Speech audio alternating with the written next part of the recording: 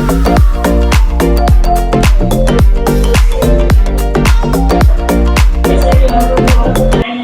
वालेकुम दोस्तों, आज देख रहे हैं हमारे इलेक्ट्रिकल लैब में हमारे कुछ लड़के भी आए हुए हैं स्टार डेल्टा के बारे में नॉलेज लेने के लिए। और किस तरह से सर ने इन लोग को बताते हैं और प्रैक्टिकल किस तरह से बताएंगे, सर से भी जानेंगे, स्टूडेंट से भी जानेंगे। ये हमारी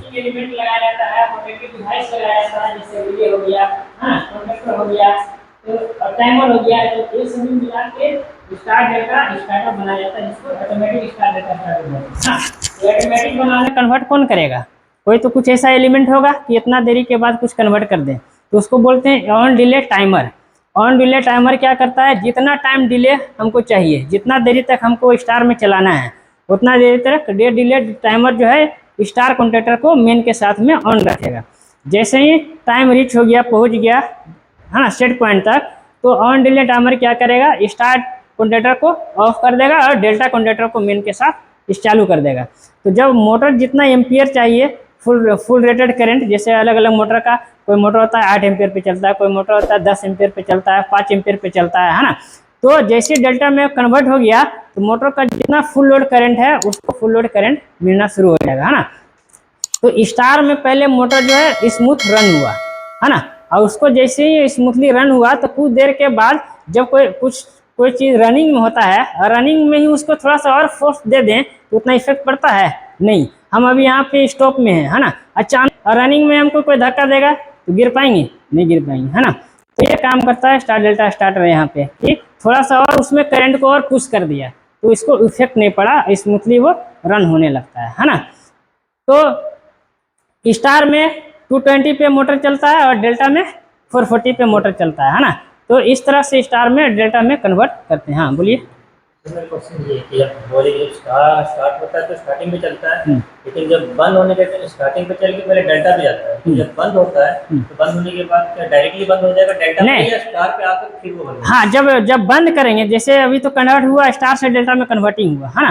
तो मोटर अभी जब डेल्टा में कन्वर्ट किया तो मोटर तो डेल्टा में चल रहा है, जब रन करेंगे तो मोटर तो डेल्टा में ही बंद होगा ना। रनिंग कंडीशन में अभी क्या है, डेल्टा में है, जब मोटर बंद करेंगे तो किस में बंद होगा, डेल्टा कंडीशन में। और किन्हीं का डाउट कोई कुछ है ना, कहीं भी किन्हीं को डाउट हो तो ये जो अभी जो डायग्राम बनाया गया है, ये है आपका कंट्रोलिंग डायग्राम, है ना, कंट्रोल सर्किट इसको बोलते हैं। और इसी कंट्रोल सर्किट में पावर डायग्राम जो है बनाया जाता है, बताया जाता है। पावर डायग्राम क्या होता है कि पावर हम लोग दिए, वो पावर मोटर में जाने लगे, ये पावर अभी मोटर में नहीं जाएगा, ये सभी एलिमेंट अभी कंट्रोलिंग हो रहा है ना, जितना भी कॉन्टेक्टर है, टाइमर है, वो सब कंट्रोलिंग हो रहा है पावर के लिए। अब इसमें पावर देंगे, मोटर में पावर जाएगा, इसी में पावर के लिए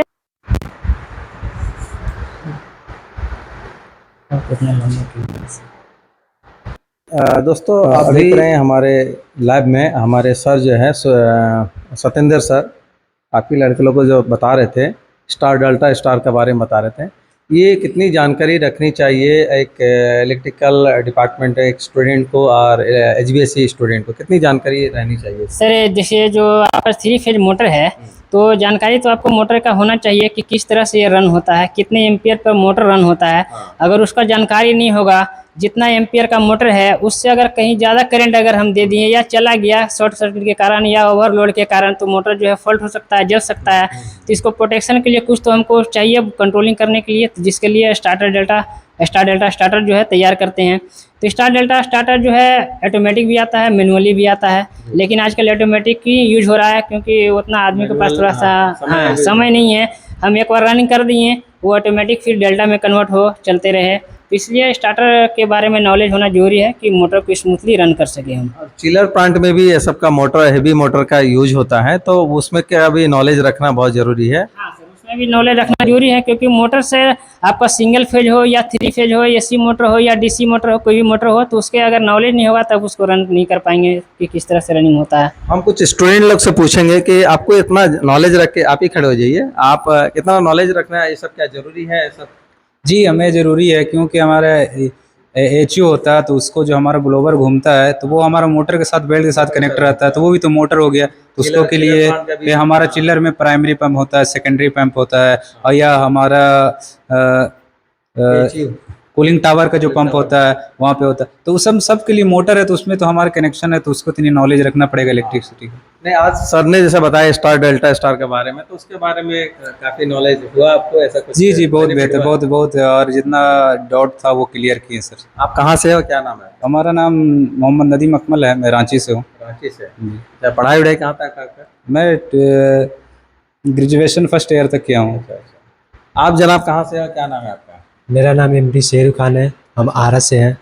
अच्छा, आप भी यहाँ एचबीएससी का कोर्स करने के लिए हैं। स्टार डेल्टा स्टार के बारे में जो आप सर ने पढ़ा है, उसके बारे में नॉलेज लेके कैसा महसूस कर रहे हैं? क्या वो सही जानकारी? हाँ जी बहुत अच्छा जानकारी था। हम लोग को मोटर के बारे में बताएं कि कैसे मोटर ज़्यादा ओवरलोड हो जाएगा तो फिर जल सकता है, इसके जानकारी आप दिए हैं सर हमको, हम लोग को। चलिए, मैं सर को बोलूँगा थोड़ा सा प्रैक्टिकल लैब में थोड़ा से उन लोगों को बताइए कुछ। 3 फेज स्क्वायरल के इंडक्शन मोटर देख रहे हैं, कितने पे टर्मिनल पे कितने पॉइंट्स हैं? 1 2 3 4 5 6 है ना, 6 पॉइंट है टर्मिनल बॉक्स पे। तो 6 पॉइंट इस टर्मिनल बॉक्स के मदद से हम लोग स्टार और डेल्टा में कन्वर्ट करते हैं। तो अगर हम स्टार में मोटर को यहाँ से कनेक्शन कर दें और अगर डेल्टा में कन्वर्ट करना हो तो क्या फिर यहाँ से कनेक्शन चेंज करना होगा? नहीं, इसको कनेक्शन हमको बार बार यहाँ से चेंज नहीं करना पड़े, उसके लिए लगाया जाता है स्टार्टर, है ना। तो जैसे यहाँ देख रहे हैं कि अभी ये पत्ती से ये शॉर्ट है, तीनों बैंडिंग है, ये शॉर्ट है, तो ये अभी स्टार में कनेक्टेड है। ये अभी मोटर जो है डायरेक्टली स्टार में चल सकता है, लेकिन यहाँ से हम चाहेंगे डेल्टा में कन्वर्ट करने के लिए तो क्या करना होगा? इसका कनेक्शन को खोल कर चेंज करना होगा। तो इससे बचने के लिए बनाया जाता है वो जो पीछे देख रहे हैं स्टार डेल्टा स्टार्टर के लिए है, जिसमें 3 कॉन्टेक्टर, एक रिले, टाइमर, NONC स्विच का प्रयोग किया जाता है, जो अभी डायग्राम हम लोग अभी बोर्ड पे देखे हैं, जो बताए हैं, है ना। तो वहाँ से हम कंट्रोलिंग करेंगे सारा सिस्टम को, इस मोटर को कंट्रोलिंग करेंगे और किस तरह से कनेक्शन करेंगे जैसे आपके बोर्ड पे बताए हैं। तो अगर वहाँ से टोटल जो आएगा 6 टर्मिनल आएगा, है ना, 6 वायर आएंगे। तो यहाँ पे 6 वायर में से आप U1 V1 W1 टर्मिनल जो होता है मोटर का, U1 V1 W1 U2 V2 W2, तो तीनों टर्मिनल में हम दे दिए, है ना, इनपुट, इधर भी इनपुट दे दिए तीनों में। तो अब यहाँ से अब हमको बार बार खोलने का जरूरत नहीं है। अब वहाँ जो 3 कॉन्टेक्टर लगा हुआ है, एक मेन कॉन्टेक्टर स्टार के साथ चालू होगा, फिर जैसे जो टाइमर देख लेगा कि कितना सेकंड के बाद हमको इसको डेल्टा में कन्वर्ट करना है, तो टाइमर फिर क्या करेगा? स्टार कॉन्टेक्टर को बंद कर देगा, फिर मेन कॉन्टेक्टर को डेल्टा के साथ चालू कर देगा। तो ये जो है वहीं से इंटरनली इसका कनेक्शन हो जाता है, जो स्टार में जो चल रहा है या डेल्टा में चल रहा है, तो कॉन्टेक्टर ही इंटरनली वहाँ से कनेक्शन किया तो इसका वाइंडिंग में अंदर में कनेक्शन चेंज हो जाता है। जो अगर यहाँ से हम इसको इस तरह से जोड़ें, इस तरह से जोड़ें, तो हमको तो यहाँ से कनेक्शन करना होगा खोल के। तो ये जो जोड़ने का काम करता है वहाँ पे कॉन्टेक्टर हमको, है ना। तो इलेक्ट्रिकल पैनल में क्या क्या यहाँ पे प्रयोग किया गया है? ये है 3 पोल का MCB, है ना। MCB किस लिए लगाया जाता है? शॉर्ट सर्किट प्रोटेक्शन और ओवरलोड प्रोटेक्शन करता है ना। तो सबसे पहले सप्लाई MCB में दे देंगे, है ना।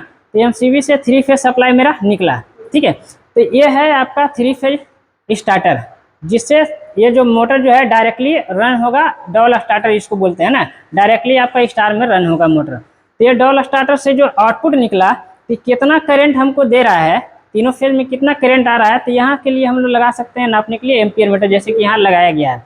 तो एम्पियर मीटर को लोड के साथ कैसे कनेक्शन करते हैं? सीरीज में।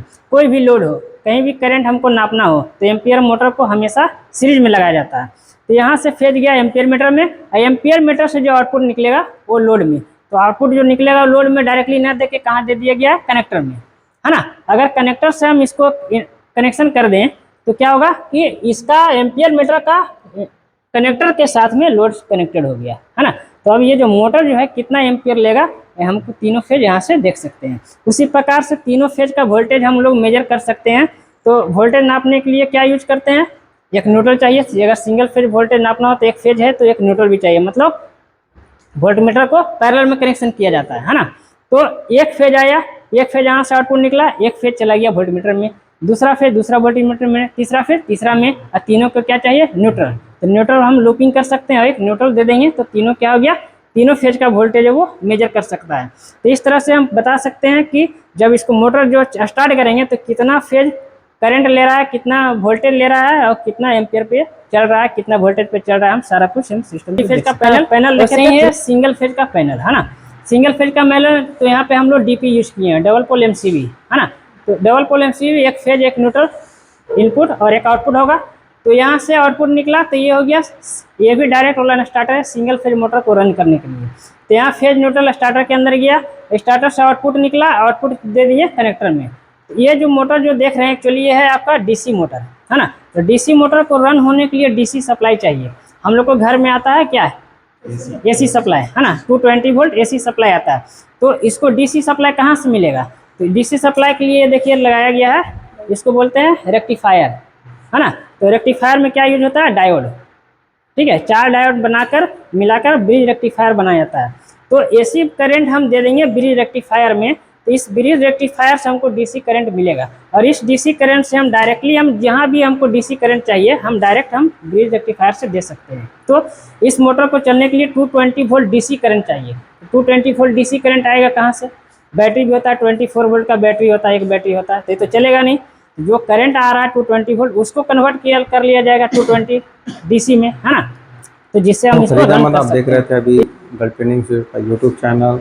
हमारे यूट्यूब चैनल पे सभी का स्वागत है। ये आपने देखा कि हमारे सर किस तरह से इन लोग को डिफाइन किए हैं स्टार डेल्टा स्टार के बारे में, कि बहुत ज़रूरी है, बहुत इंस्ट्रूमेंट टेक्नीशियन वाले के लिए या इलेक्ट्रिकल वाले के लिए या एसी HVAC वाले के लिए स्टार डेल्टा स्टार के बारे में बहुत कुछ नॉलेज होनी चाहिए, क्योंकि उसमें मोटर सब रहती है, 3 फेस रहती है, सिंगल फेस रहती है, कंप्रेसर चलाने के लिए, AHU चलाने के लिए, आप कूलिंग टावर चलाने के लिए, फिर एयर कूलर चलाने के लिए, तो ये सब क्या है कि कूलिंग टावर भी चलाने के लिए रहती है। तो इसलिए ये सब का नॉलेज रखना बहुत ज़रूरी है। तो हमारे स्टूडेंट लोग के हिसाब ने डिफाइन बहुत अच्छे तरह से किया सतेंद्र सर ने। इसी तरह से आप अगर चाहते हैं कि गल्फ ट्रेनिंग से आप में कोई भी ट्रेड करना चाहते हैं, आप बिंदास फ़ोन उठाइए 9334820330 9471308288 पे। ये दोनों नंबर पे आप फ़ोन करके डिटेल जानकारी ले सकते हैं। हमारी व्हाट्सअप नंबर भी है, ये दोनों व्हाट्सअप नंबर भी है, व्हाट्सअप से भी आप चैटिंग करके डिटेल जानकारी ले सकते हैं। हमारी वेबसाइट है www.gtisr.com पे भी आप विजिट करके डिटेल्स जानकारी वहाँ से ले सकते हैं। फेसबुक हमारी है, गल्फ ट्रेनिंग इंस्टीट्यूट का फेसबुक है, उसको भी लाइक करके उसमें भी उस पेज को भी लाइक करके आप डिटेल जानकारी उसमें भी ले सकते हैं। और इसी तरह से वीडियो को देखते रहिए, लाइक कर लीजिए और सब्सक्राइब करना ना भूलें। जितने भी बंदे नए देख रहे हैं सब्सक्राइब करने का। Allah best, thank you so much, जय हिंद, जय Bharat, thank you so much, जय हिंद।